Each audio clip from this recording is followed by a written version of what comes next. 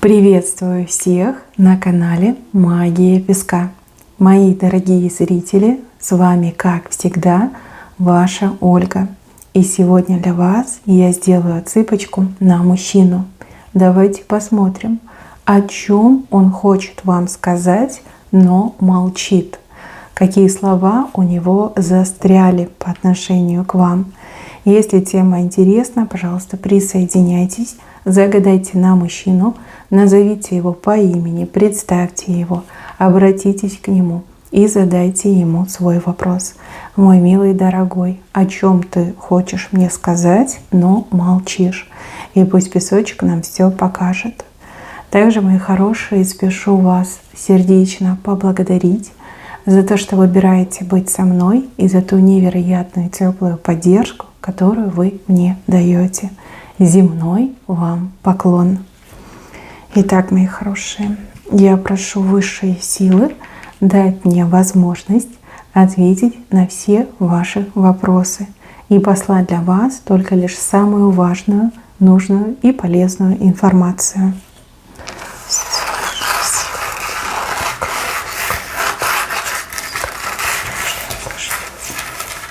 Какой глаз! Он говорит, я слежу за тобой, я за тобой наблюдаю. Ой, между вами тут какой-то разрыв, какое-то расстояние. То ли вы поссорились, то ли у вас отношения, допустим, тайные, неявные. Тут и с его стороны могут быть лишние люди, и с вашей стороны. То есть либо он не свободен, либо его семья против, либо вы не свободны. Что-то есть между вами, что не дает вам быть вместе. Вы о друг друге думаете, и думаете очень часто, я бы даже сказала постоянно. Но тем не менее вы не вместе. Может быть, живете вы в разных странах, в разных городах. Ну, как разделение, видите? Вот она вы, а вот он. И между вами вот это пространство. Птица туда-сюда летает. Может быть, общаетесь только лишь по телефону, либо в переписке, в интернете, в мессенджерах общаетесь. Ну, либо последнее общение именно было с птицей связано, да, с перепиской, либо звонок был. А сейчас вроде как ничего, но при этом есть большой глаз, он за вами наблюдает, а вы, скорее всего, за ним наблюдаете. То есть как взаимная слежка проходит. Ну, вам интересно, как он, где он, что он. И ему интересно, что с вами происходит. Мужчина здесь вышел очень порядочный. У него даже как шлейф какой-то идет порядочности, честности. Уважаемый, да, он уважаемый человек. Человек чести, закона, совести. Это его сильная черта, но она же и слабая черта, да? Потому что мужчина может во имя там, закона, во имя правил, справедливости себе во всем отказывать и ограничивать. Он может кому-то что-то пообещать и потом сам же себя лишить, лишь бы вот человек был доволен, либо сдержать свое слово. Вы немножко не такая. Нет, вы честная, вы порядочная. Просто для вас ваше счастье превыше всего.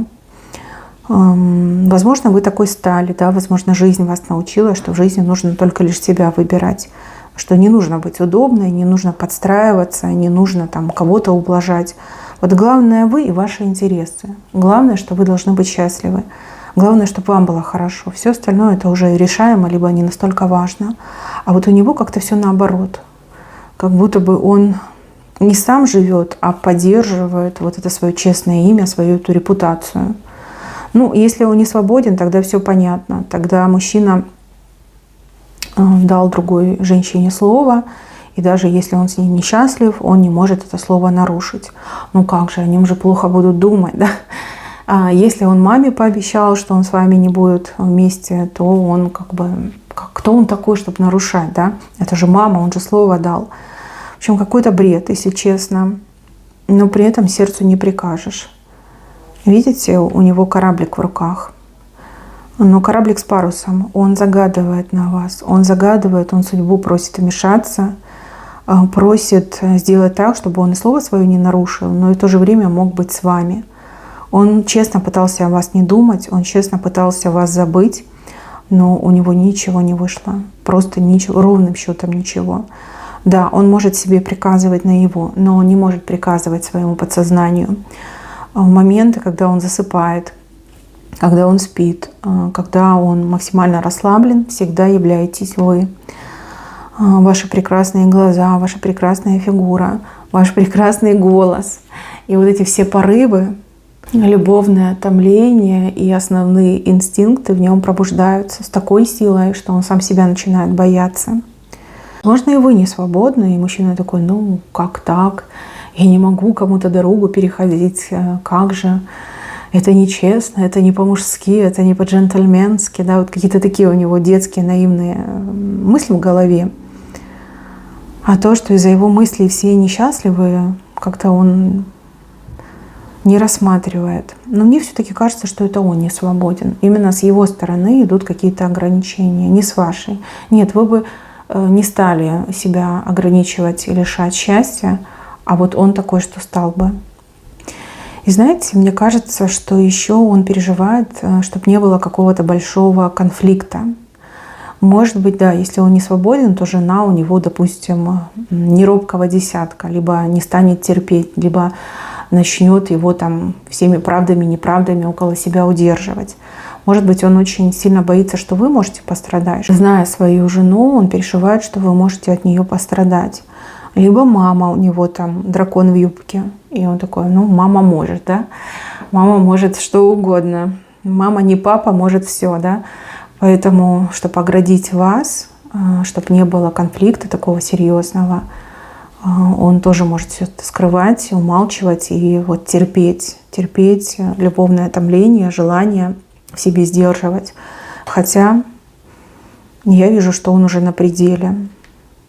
Просто на пределе. Вот некому ему обратиться, он не знает, что ему делать, он загадывает желание, просит небеса, чтобы желание у него исполнилось. А желание у него простое — быть с вами, наслаждаться жизнью, любить друг друга.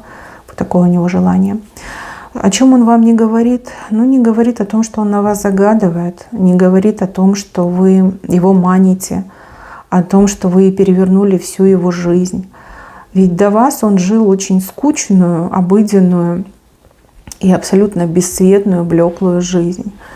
Ну вот как робот жил, как биоробот жил, да? И тут появились вы, яркая вспышка, фейерверк, салют, что-то невероятное, как будто бы из другого мира.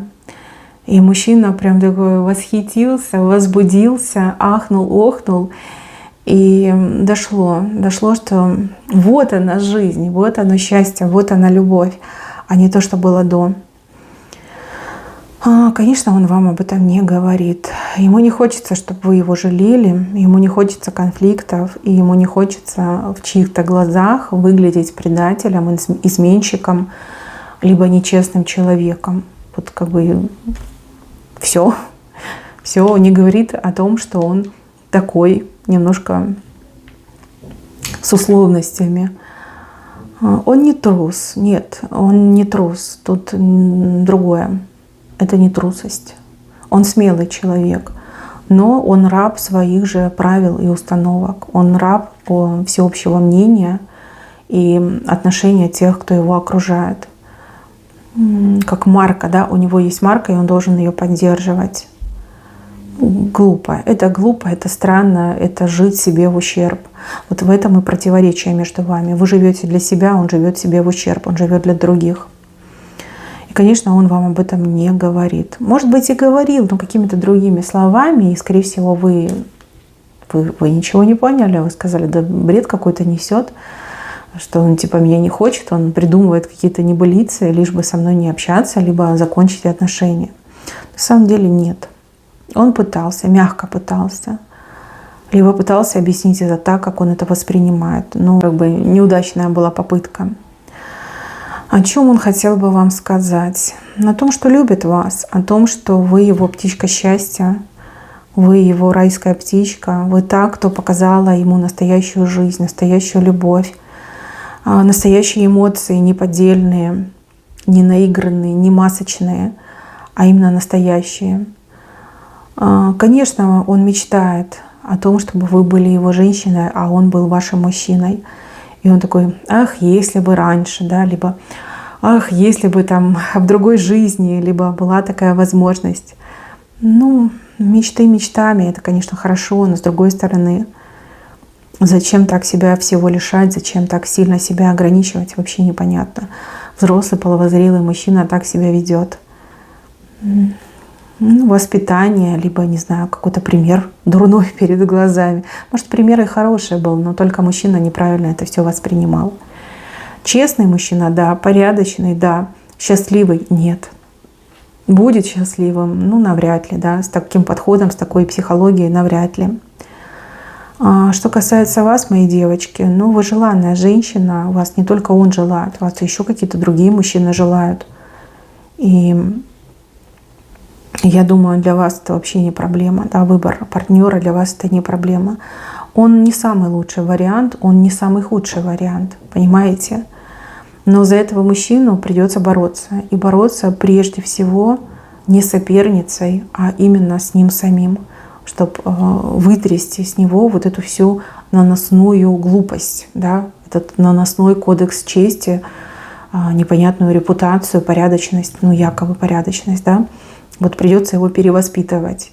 Это очень долгий и муторный процесс. Я не знаю, нужно ли вам это, готовы ли вы к этому, стоит ли оно того, стоит ли овчинка выделки, да? Задайтесь таким вопросом. Вы одна точно не останетесь, вам счастье на роду написано. Вы к нему идете, все, что вы делаете в сегодняшнем дне, подводит вас к вашему счастью. То, что он сейчас от вас скрывает, мне идет, что он в ближайшее время вам точно не скажет. Эти мысли так при нем и останутся. Себя, как я уже сказала, да, он оправдывает своей честностью, порядочностью и нежеланием конфликтов. Да? Это его самые такие прям козырные оправдания. Но это все самообман на самом деле. Все самообман. Вы еще очень долго можете так друг за другом наблюдать и друг о друге мечтать. Я не вижу, что этот мужчина готов бороться. Я не вижу, что этот мужчина готов что-то менять. Да, он может загадывать желания, он может молиться, просить небеса, но не более того. Этот мужчина ничего такого и не показывает. И если вас утешит то, что он вас так сильно любит, мечтает о вас, представляет вас, загадывает на вас, то пусть это будет для вас действительно утешением. Если вы ждали большего, ну, скорее всего, не в этот раз и не от этого мужчины. Мне почему-то кажется, что он так и будет все время проявлять эту свою инфантильность и может так всю жизнь прожить в мучениях и в любви к вам. То есть мучение от того, что он не с вами и ничего для этого не делает, но и при этом он вас будет любить нежно и преданно до конца своих дней. Тут как вы должны решить. Если вы прям говорите: все, он мне нужен, я его люблю, тогда вам нужно за него бороться. И прежде всего с ним бороться за него. Если вы такая, не сильно и хочется, да, мужчина хороший, но сложный, но вы одна точно не останетесь. Вам счастье, как я уже сказала, на роду написано. Так, мои хорошие, на этом у меня все. Извините, но такая информация пришла. Берегите себя. Всем спасибо. Всем пока-пока.